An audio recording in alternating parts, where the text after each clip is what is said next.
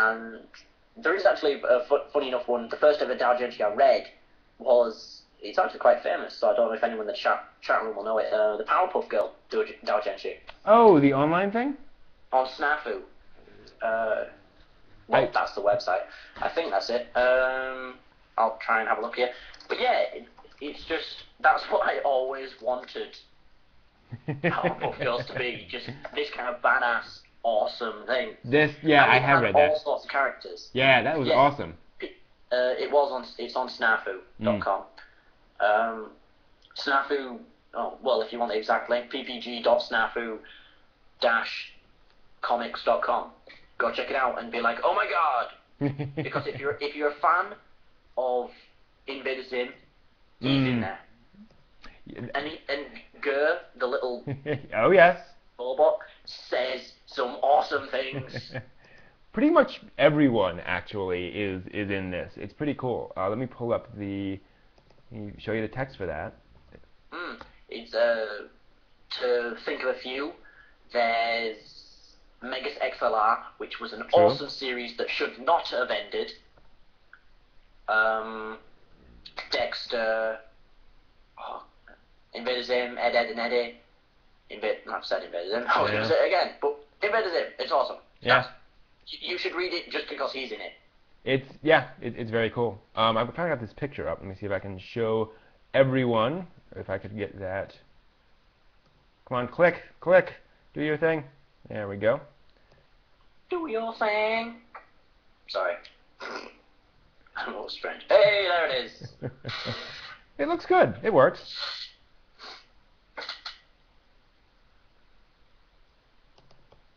Okay, so yeah, doujinshi is fun. There's a lot of interesting doujinshi done based off of various works, and we now get anime creators who come out of the doujinshi world. So yeah, well, that's the thing. Is that's how a lot of big time manga.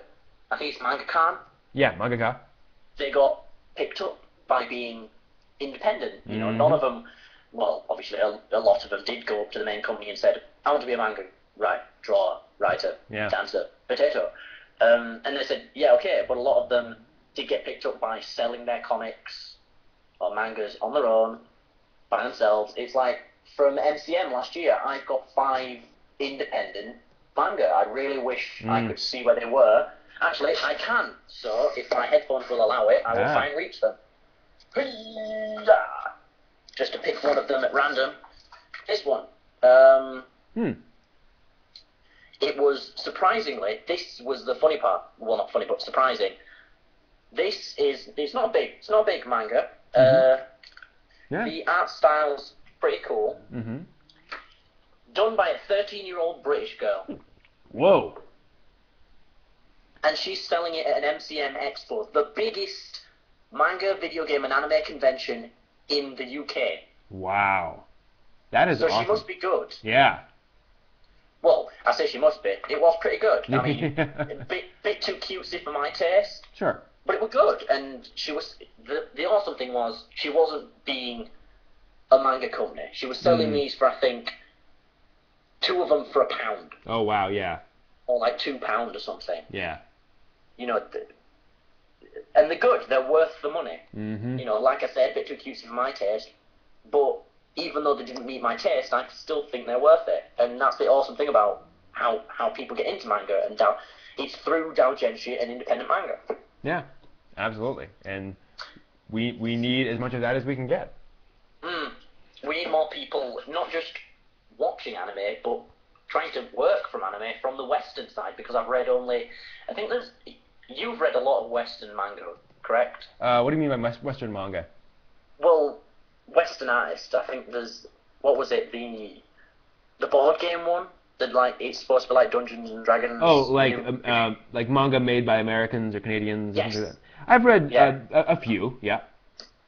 We need more of that. Because they're a lot easier to sell in the Americas, because people are willing to sell them. Actually, that's the problem, is they don't sell very well. Don't they? They generally suck, is the main problem. Wow. They have a very bad reputation over here. Generally speaking, the art is okay, but the stories are very low quality. And we have this strong, I'll say, prejudice against those things, unfortunately. Yeah. And granted, I mean, most of the Amera manga that I've read have been mediocre at best. But and the thing I always like to explain to folks is that we get probably 2% of the manga released in Japan, if that. And any country gets at most 2% of the manga released in Japan. So we're getting the stuff that exports well. We're getting kind of the top 2%, roughly speaking. So there's lots and lots of crap done in Japan that we never see. So we're seeing over here in America, we're seeing everything, and just kind of comparing it to over there. But there's stuff like DramaCon, which I just adore, and I think was excellent. It was done by an American. There is good stuff out there. You just have to keep on looking and finding it. Yeah. I actually have a review of DramaCon coming up in a week or two, I think. Awesome sauces. Yeah. One thing, before we, obviously because this tangent's gone on massively long, but one thing that someone needs to do is convince a place like, or a company like Dark Horse to do a manga, because it will be a new take on manga, and it would redefine Amera manga, because Dark Horse are known for doing out there stuff. Well, they've done manga style stuff, haven't they? If they have, I don't know if they've done a lot. Yeah. Well, the chat room can probably tell us, because sure the chat room knows everything. The chat room knows all. The chat room is God. The chat room is God. Here we've got one thing from Revolution of Evangelion. Dark Horse Manga has been making a string of disappointments in the USA. Well, that's a bit of a downer. Yeah. It's interesting because the whole Japanese, the whole mainstream comic market in America has this weird relationship to manga, where they kind of don't like manga, but manga sells really well. So the American comics have been moving more in a manga direction, but there are a lot of comic fans who are resisting that trend. So they have to walk this fine line between making things that are more manga-y, if you will. The frustrating thing to me is that what the comic bigwigs seem to not understand is that I read manga because of the mature storytelling and because of the interesting characters, not because they have big eyes. And what the Marvel and DC are doing is they make Spider-Man look manga-ish. That's not really what we're there for, but oh well. Okay, that's interesting though. So moving on, the Blu-ray disc ranking for Japan. Some interesting things there in terms of what's popular and what isn't. The #1 Blu-ray animation selling in Japan is currently Beauty and the Beast. No, that's not an anime. That's the actual Disney film. The #1 ranking film, released on October 9th over there in Japan on Blu-ray. So, next is Fate Stay Night Unlimited Blade Works, followed by Seitokai Yakuin Domo, then Arakawa Under the Bridge, Volume 4. Arakawa! Yes! Sorry, it's reminds me of the YouTube Haruhi thing. Again, Haruhi. Yay. There we are. Followed by Shinko Hime Muso Otomi Tairan, Volume 3. Long name there. Katanagatari, Volume 7. K-On! Season 2, Volume 3. And which is on its 10th week on the list, followed by, surprisingly, Strike Witches 2, Volume 1, continues on there in its 5th week, continues to sell well on Blu-ray. That's nice. Let's see here. Let's look at some New York Times manga best-selling stuff. How is manga selling outside of Japan? The #1 manga of the past week in America is, can anyone guess what that might be? See if the chat room can figure this one out. It's not a surprise. I think I have an idea, but what do you think it might be? Wrong. I was going to say K-On, but just because that's been in everything we've talked about. This Gaia fan has it correct. It is Naruto Volume 49. Naruto. Yeah. Well, it's always Naruto. Always Naruto. What's actually a bit surprising to me is that I would have Revolution of Evangelion. I would have thought Bleach as well. Bleach isn't even on the list that I can see. Seriously, it's Naruto followed by Black Bird Volume 6, Yu-Gi-Oh! GX Volume 5, Hitalia Axis Powers Volume 1, which I thought would be higher than that, One Piece Volume 55, Dengeki Daisy, which looks like to be shoujo, Maximum Ride Volume 3, Stepping on Roses, Dance in the Vampire Bund Volume 8. Didn't realize that much was out. Then Berserk Volume 34. Which, so that's quite surprising. There's only one Shonen Jump title on that list. The world has gone topsy-turvy. Yeah. Japan isn't selling enough porn, and Bleach isn't in the titles. It's not. It's the world is going to end. The world. That's I think the third and fourth trumpets.